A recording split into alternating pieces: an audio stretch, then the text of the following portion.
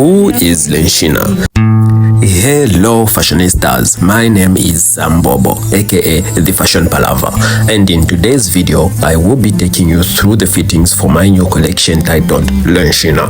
But before I do that, let's talk about the inspiration behind the collection. So sit back, relax and chill. Who is Lenshina? Born Alice Mulenga Lubusha in 1924 in the northern part of Zambia in a very small village called Chinsali in Mulenga province. Alice was a very staunch Christian and she used to attend a church called the United Church of Free Scotland, which was owned by white missionaries. Just like most countries in the southern part of Africa, Zambia was colonized by the British people back then, and in the 1950s Alice fell ill and went into coma for 5 days. Apparently she had cerebral malaria. After Alice being in coma for 5 days, she gained her consciousness back and told everybody around her that she received a vision from God and that she was to start preaching or spreading the word of God in church. Just like most people, a lot of them couldn't believe her, but the husband did believe what Alice said. Alice then proceeded to tell people that God gave her a new name, which was Lenshina, but it was basically Regina. Due to my Bemba heritage, people back then couldn't pronounce Regina, hence they said Lenshina, which means queen. A few days later, the new-found queen Lenshina went to the church she used to attend and told the priest to say God gave her a vision to start preaching to the congregation. They believed every word that she said, but they couldn't allow her to stand in front of the church or the audience because she was a woman. And that's how Mama Lenshina left the United Church of Free Scotland and went and started her own church, which she named Lumpa, which basically means above all else. By 1955, Mama Lenshina and the Lumpa church gained so much popularity because she used to mix Christianity and the Bemba tradition to preach the word of God, which attracted the locals and other people from all over Africa. She attracted a lot of people because it was the first time to be done before and to top it up by a woman. Now let me take you back. Before Zambia gained their independence, it used to be called Northern Rhodesia. 1964 came. It was time for Zambia to gain their independence, and by then Kenneth Kaunda was a minister and he was the one who was to become president if they got their independence. And now listen, please listen attentively. Kaunda wanted to use Mama Lenshina's popularity to gain influence from the locals and obviously gain votes from the people, but Mama Lenshina never believed in any ethic practices, and she said no, she was not going to be part of the politics of the day.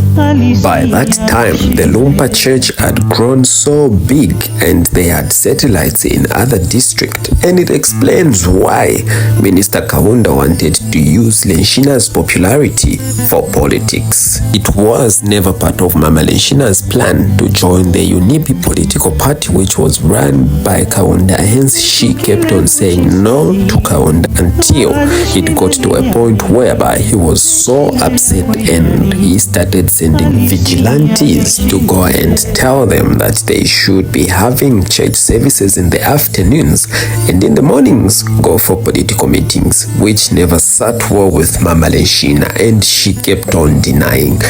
After several beatings and to show Kaunda that she was never part of the politics, she told all the church members to burn their UNIP voting cards, and that's what upset Kaunda the most, and the drama started. Immediately after Kaunda became president in 1964, he ordered the army to go and kill Mama Lenshina and all her followers.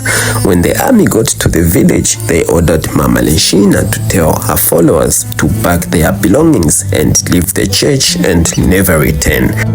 They were only given 5 minutes to pack their belongings, which was not possible at all. And after 5 minutes elapsed, the commander told the soldiers to start shooting, and that's how most of Lenshina's followers died. It was a genocide.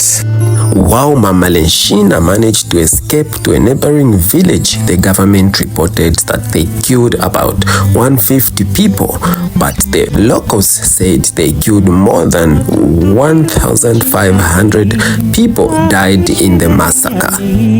After the shooting was over, the Lumpa survivors were arrested and put in stadiums because they couldn't fit in prison cells.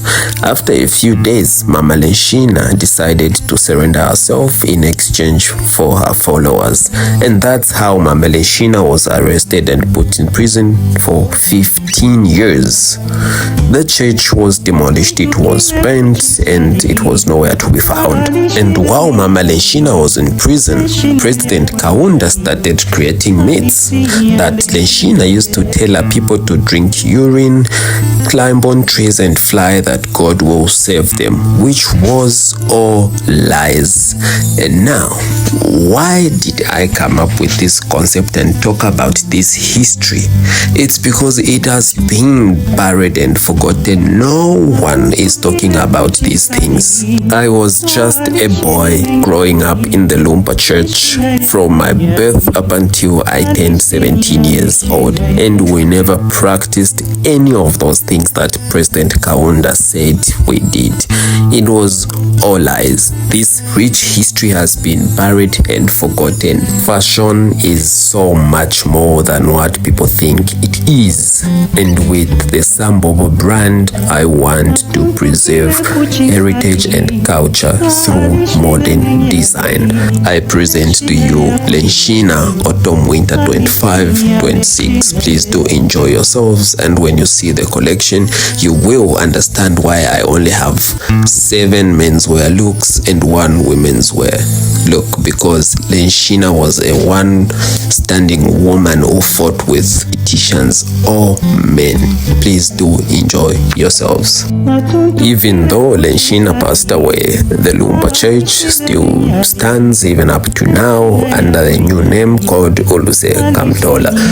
I was once a boy in that church from my birth up until I turned 17. I used to be in the choir, and that's why I took my color palette from the uniform that we used to wear in the choir. So please do enjoy and give me your feedback, your honest feedback.